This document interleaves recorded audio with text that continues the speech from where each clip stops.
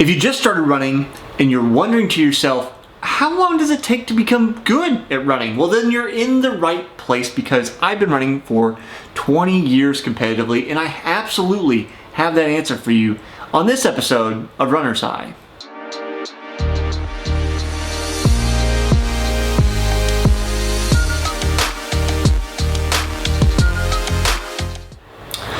Since you're asking this question, I'm guessing you're new to the channel, so you're going to want to hit that subscribe button. Stick around with me for more episodes of Runner's High every Tuesday and Thursday. If I hadn't already mentioned, the screen probably told you, I'm Jesse Funk, and as mentioned, this is Runner's High, where we talk about everything running, like today's question and anything in between. Now, you want to know, how long does it take to get good at running? And first I have to say, that's a terrible question. You shouldn't ask it. Now, I don't mean to be mean to you, so please stick with me. Don't hit the exit button.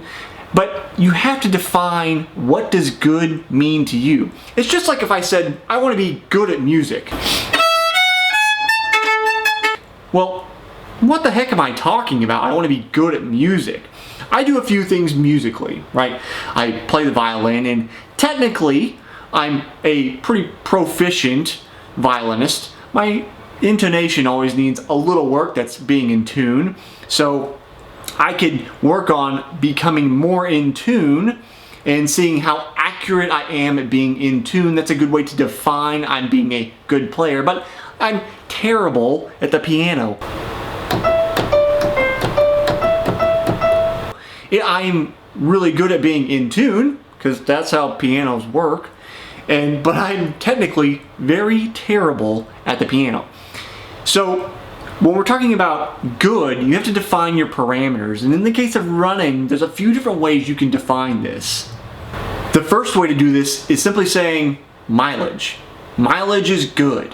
If I run lots of miles, then I'm good at running. Now, again, lots, I'm being ambiguous here. What does lots mean?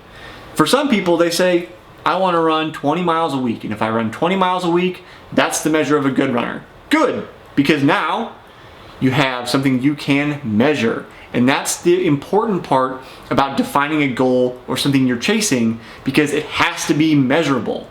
If it's not measurable, you will have no way to figure out how close you are to attaining that goal, and it will often move. If you just said, I want to be good at running, and originally you thought, oh, if I could just run 20 miles a week, then I would be good at running. Okay, you haven't strictly, defined it in your mind and said, this is my objective, to run 20 miles a week and I'm good there. That's all I need. But you said, okay, let's go be good. And you get to 20 miles and you're like, well, I need good, it means 40 miles and then 60 miles.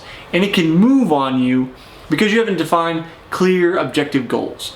Now, mileage, in my opinion, is not the best way to figure out if you're good at running, but what we're often wanting to talk about is speed.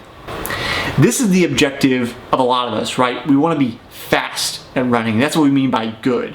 And by fast, we have to set targets. Again, the clock is our friend and our enemy, the thing that we just can't live without and sometimes don't want to live with.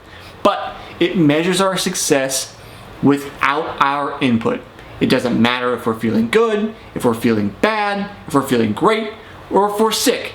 The clock is what it is. So it is a very good objective measure to figure out if we are going to be good at running. Now, the benchmark for you and the benchmark for me are going to be different. And the benchmark for me right now in my life is different than it was 10 years ago or even 10 years before that. Because, as mentioned, I've been running for 20 years now, so it kind of takes an arc. Now, if I went back to 12-year-old me and I said, I want to be good at running, what does that mean? Well, at the time, 8th grade, you're running 1.5 mile races. I think I was trying to run under, 12, 11 minutes, somewhere in that range, and that was good to me. I had an objective measure to follow. And then in high school, I was trying to get under 18, and then I wanted to get under 17, didn't get anywhere close in the 5K. So that was an objective measure. And then in college, it moved up and up and up. Now, I will tell you, for that progression, me personally, from 12-year-old to my lifetime PR, it took 11 years of hard training. Now, that may be a hard pill to swallow because 11 years is a long time. It's a very long time, especially when you're training hard, pretty much 11 and a half months out of the year, not taking holidays off, all that kind of stuff. And that's not what everybody's cut out for, and that's perfectly fine. But know that running is a long-term game. You're not going to get to your best level if you want to keep moving the bar up without being in it for the long haul. Now, if you're older, I'm currently 32, if you're starting around this time, you may actually be able to achieve your best running times if you're consistent in 4 or 5 years. If you're thinking about my timeline, I was a 12-year-old, I was still growing into my body, going through puberty, all those kind of things. There's lots of big changes that happens in that period. But I have definitely talked to on the Smart Athlete podcast, again, here on this channel, hit that subscribe button, to people that come to the sport late and then end up doing a lot very, very quickly because they have good training partners, they're consistent, their body is already ready, they're in some kind of fit shape, and all those things play a role in getting to that fastest point in your life. So what I want to encourage you to do is pick a goal, an objective goal that you can measure. And if it's time, then share with me down in the comments below. What are your recent times? What are you looking for? And what's your timeline for getting there? If it's unfeasible, say you're running 25-minute 5Ks, you've been running 40 miles a week for a year, and then now you want to go 20 minutes, probably not going to happen. But I'm not going to be a Debbie Downer on you. I'm going to try to give you the best words of encouragement I can and some kind of plan. If you share it with me down in the comments below, hopefully together we can help keep you on track to hit your goal. And remember, when you want to be good at running, that means you've got to define what you think is good, not what I think is good. So that is a personal thing that you got to come up with. But whatever your goal is, share your objective goal down in the comments below. I'd love to hear from you. I'll see you next time on the next episode of Runner's High.